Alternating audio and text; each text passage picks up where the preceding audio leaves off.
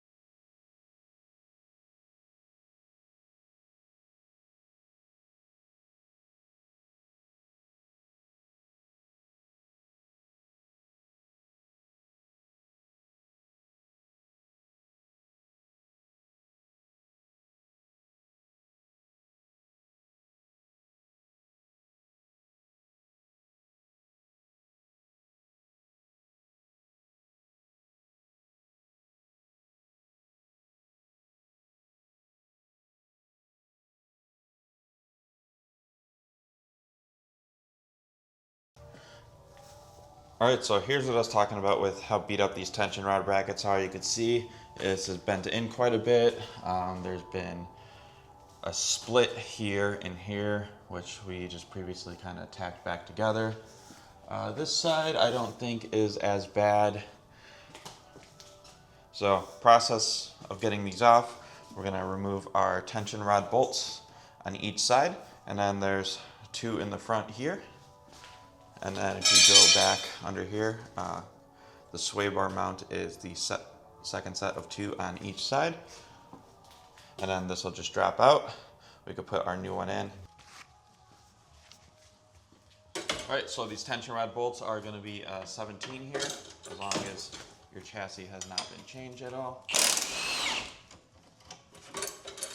And that'll just slide out there. Put our bolts in a safe place.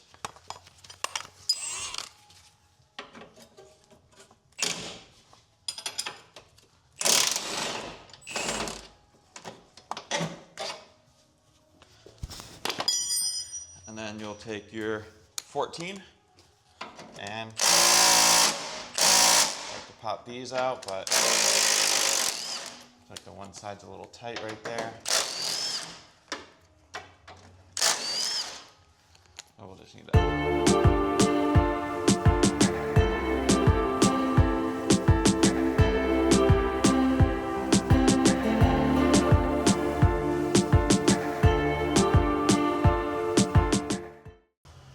Alright, so I just had to get another hand. There was an additional bolt here on each side, kind of right above the tension arm. We are going to have to repair this at some point. But yeah, so tension rod brackets are now out. We're going to try to clean up the arms a little bit before we put them back in there. But now we just have to unbox that box right there and get the power brace ready. Alright, so here's your PBM power brace. It's all just laid out how it will go in the car. You'll just bolt up each side independently, and then the center bar will get bolted in with the supplied hardware on each side.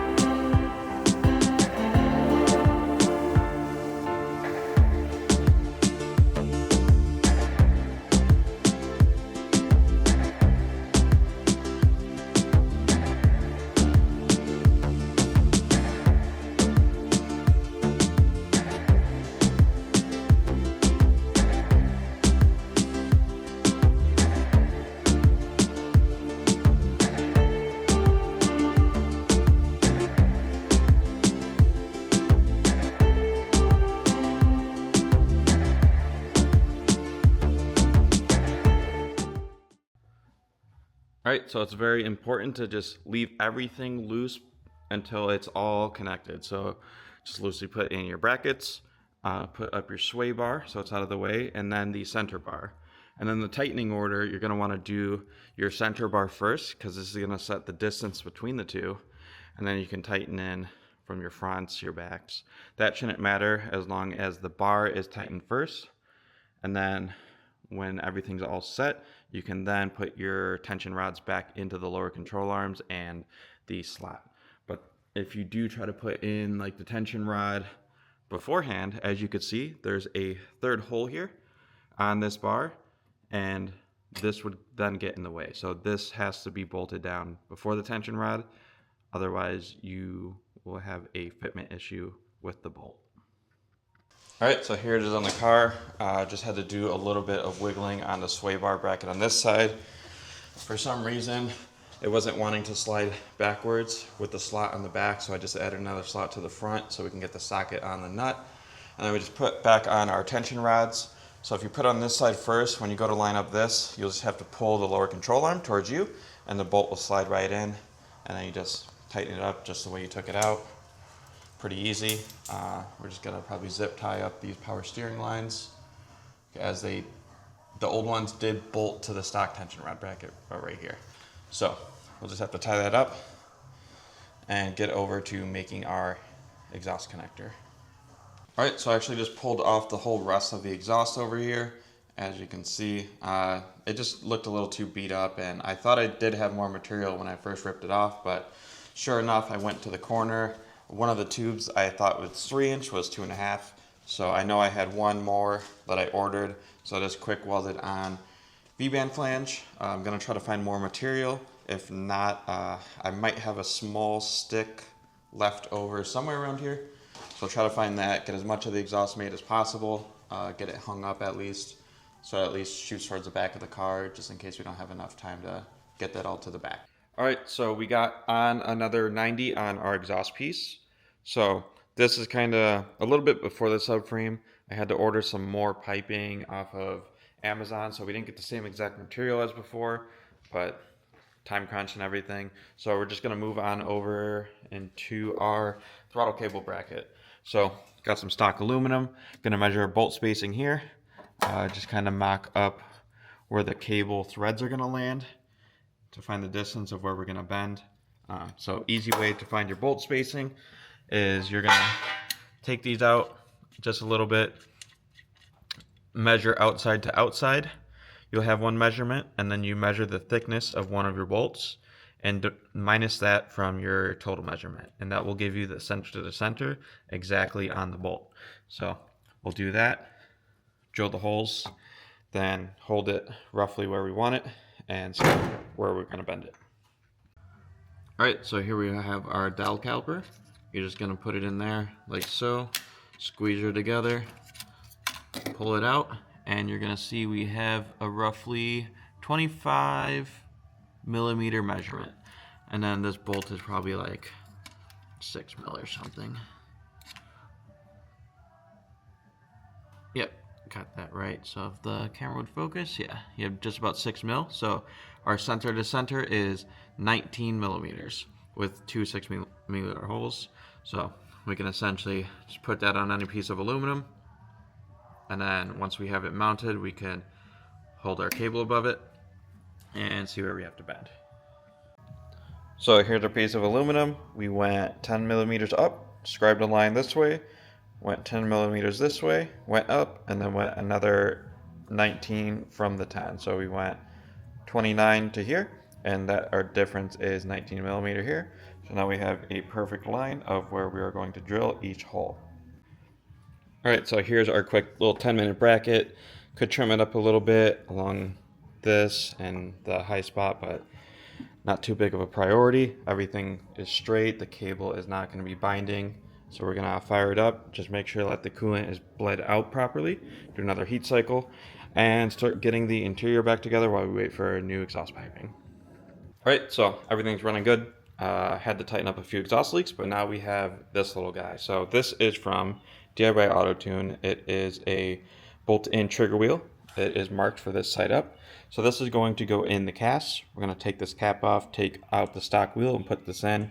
Common issue with a lot of standalones is you'll lose your timing sync because there's 360 slots on here, and it's just the accuracy of the standalones doesn't really lose track of it as much as with a stock ECU where it compensates for it. So we're going to put this in, configure this, and then this should have any higher RPM fixes in it, essentially. So there's just going to be two Phillips screws, two small guys on here. And you don't have to pull the cast out to do this, which is another plus. But you do need a timing light to reset your base timing.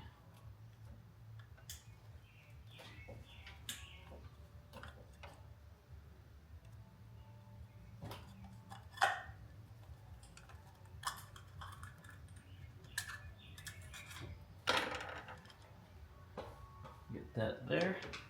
And this is going to be a larger screwdriver here. And if it doesn't come out right away like that, you will probably need an impact screwdriver, or else you're just going to strip this screw. So make sure to keep the washer in there, as it does have a D-ring in there to center on the shaft. Now you just pop this out. Slide this new guy in there.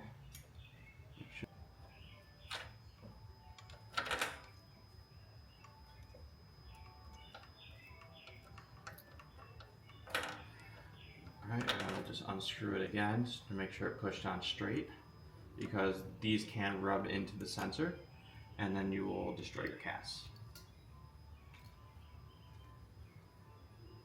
That does look like it's straight in there, everything's seated. Just put this back on there like so. Make sure you put a decent amount of force into it. And then you just get your cap back on. And it's as simple as that.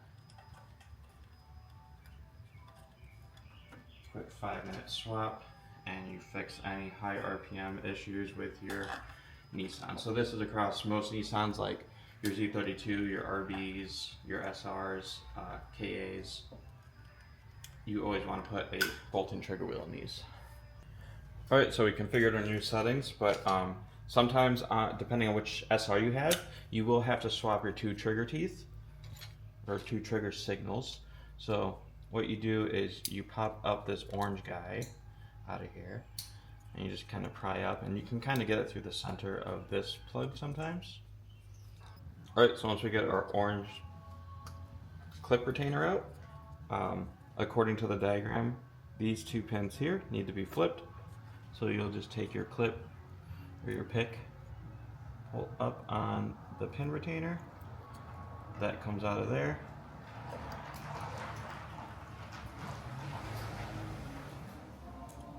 This comes out of here, pop right back into the next slot over so you don't forget.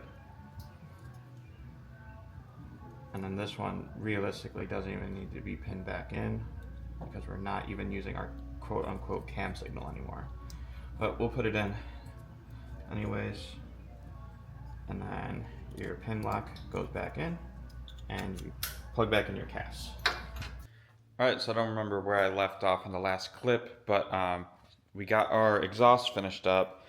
Had to order some cheap material off Amazon just to kind of get this all done. Just get a quick look. Car's on the ground.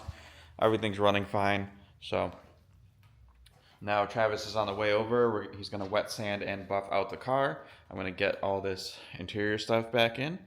I need to bolt the shifter back on because that seemed to fall out. Get our fenders on. Just basically get this all ready to drive. I messed with the alignment earlier. Kind of raised it a little bit and evened out the upper control arms and the toe arms. So they should be relatively close, but I know this other side over here is cambered out a little bit more. Probably can't tell, but need to get this alignment so we can drive it and tune it. Should be pretty quick. Just free revving on the new turbo setup. We are making about 11 PSI, so probably gonna shoot for the same target around 17, 18 as the last turbo setup, but it's just gonna spool a lot quicker and be a lot faster. All right, now we got Travis and Ted over here, wet sanding and buffing the car. Coming out all better. Look at this, sick.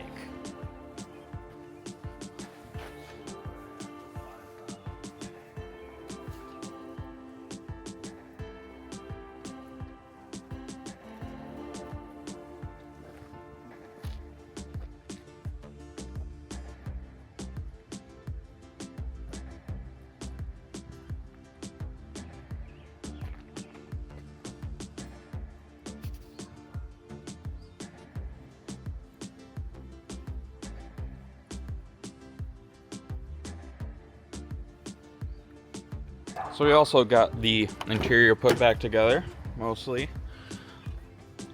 So seats in, center console, back seats, carpets trimmed up. These don't fit the greatest because they're aftermarket, but it'll do. So yeah, no more cracked dash as the cover's on there. Columns bolted back up, dash is working. We're still waiting on some switches for our blower motor and our hazard switch. And then we just have to hook up our front headlights when this is done. Tail lights just got hooked up. So we have a different battery mount as well that we're gonna put in. So right now we just have the little studs here. So now we have a full bracket as well. That's gonna clamp the whole thing down.